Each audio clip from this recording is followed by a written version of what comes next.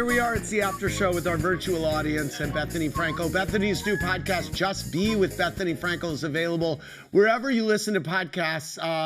It launches on the 29th. I want to take a few questions from our virtual audience. Scott, you're up. Hey, Bethenny, how's it going? Hey, my question. I'm going great. Oh, good. Well, wow, Bethenny, wow. I'm so excited to talk to you. You look amazing tonight. My question is, how is your relationship with Jill Zarin today? And have you seen each other since Bobby's funeral? We have. I went over to her house shortly thereafter just to introduce her to Bryn. But I haven't seen her since. She texts me every so often. I think she texts me because of the Jewish New Year, but we don't see each other. But it's cool. Like if I saw her, I'd not give her a hug because it's COVID, but I'd give her a hug if it were not a pandemic. Bethenny, thanks, Scott. Bethenny, how many people go up to you and say, wow, Bethenny, wow? I don't leave my house even without a pandemic, so I'm not that social. I know you don't. So yeah, that's true. I didn't know that was such a thing. But no one realizes that I never leave my house. I'm in pajamas all the time. So this is exciting to put some makeup on, and that's why I wore shoes for your question. Okay, Maisha, you have a question for Bethenny. For the queen. Hi, Bethenny. Hi. Do you agree with Dorinda that Tinsley wasn't transparent enough with her life while she was on the show? Ooh, hold on. Let me spill some of that tea. I do believe that, I believe Scott was in the mix and she had two separate games going. And I do believe that. And that becomes tricky for other people because some people are being totally real about what their life is on the show and other people compartmentalize. So it gets frustrating for the people that are being real because they're thinking, well, why don't I just have this fictitious life on the show? So that can be irritating at best. And that was Dorinda's reaction to that. That was what she said about why she was so upset with Tinsley. Thank you, Maisha. Yeah. I appreciate it. Thank you. I have more viewer questions for you, Bethenny. Alyssa C wants to know if you honestly believe that Ramona has 50 close girlfriends.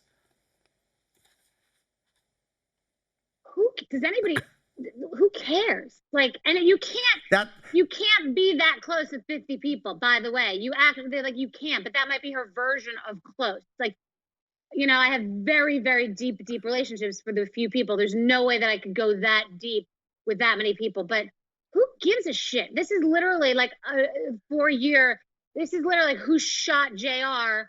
It's unbelievable. Who gives a shit? Bethenny, Mommy Rue said, do you still keep in touch with Julie? Ramona gives many shits. Ramona gives many yes, shits. she does. Yes, she gives does. many shits. Do you still keep in touch? She doesn't give them, she takes shit. She doesn't give shit, she takes shit. Yes. She takes them and she gives them. Bethenny, do you still keep in touch with Julie? I did a Bethenny Ever After binge last week and loved seeing her. Yeah, she texted me yesterday about the podcast, actually. I don't see her that often, but I think she has 2 kids now. She might have 3 kids. I've got to keep up. She might have 3 kids. She definitely has 2 kids. But I'm like getting confused right now. Who's your first guest on the podcast? Mark Cuban. Excellent. Can we say Excellent. I'm very excited. Sorry, I keep jumping on you. I'm sorry about that. It's hard. Go ahead. I'm sorry. Go ahead. But no, it's like, tell people at home I'm not. It's very hard. You really pushed me to do a podcast. Like, really, really. You called me specifically to just say to me, you need to do a podcast. So I really. Well, I did because your radio show was amazing. You were born for that, for that format. And so I was like, I just know that this podcast is going to be a blockbuster. So there you go. Now, Bethenny has rocked quite a few hairstyles in her life, including one that Luann felt was a hair too similar to her own. So I want to find out which do's she'd still rock and which ones belong in cosmetology jail with luscious locks or lock it up. Okay, Bethenny, what about this little chunky headband action in this season 1 confessional? Would you rock that again? I mean, I might rock the headband, but I wouldn't rock the rest of the way it's going with the headband. And that was pre-Botox in the jaw when my jowls were like all built up from TMJ. So that's another issue with that picture. But I look young. Oh, okay, what about this short dude that had Lou accusing you of single white femaling her? Yeah, I don't think it looks the best on me, but I like that I did it. Once in a while, you got to do it just to change it up and not be so safe. So, yeah, I would rock that again. How about this skinny girl statement red wig? Yes, queen. She likes it. What about the loose curls you were sporting when Ramona referred to you as an underdog in season 2? Yeah, that's a pretty nice look. It's a nice look. How about your big old Barbie wig for Halloween? 100 tonight. Season 10 reunion updo. Yes. I love that. Quintessential hangover hair.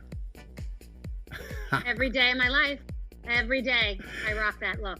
How about this sleek manicured bob with wispy bang? Little creepy. So probably not. Last up, this murder mystery party moment.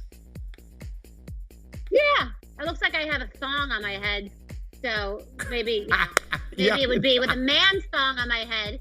But yeah, it's fine. That's not that great, but that's all right. Oh my God. Thank you very much, Bethenny Frankel. We wanted to try to play that game. Brand new game. Thanks for everything, Bethenny. Love hanging out with you always. That was a lot of information. Thanks to our virtual audience. Hey, keep clicking around BravoTV.com and you can subscribe to Bethenny's podcast. It comes out on Tuesday. Thanks, guys. Thanks for having me. Thanks. It was really fun. You bet.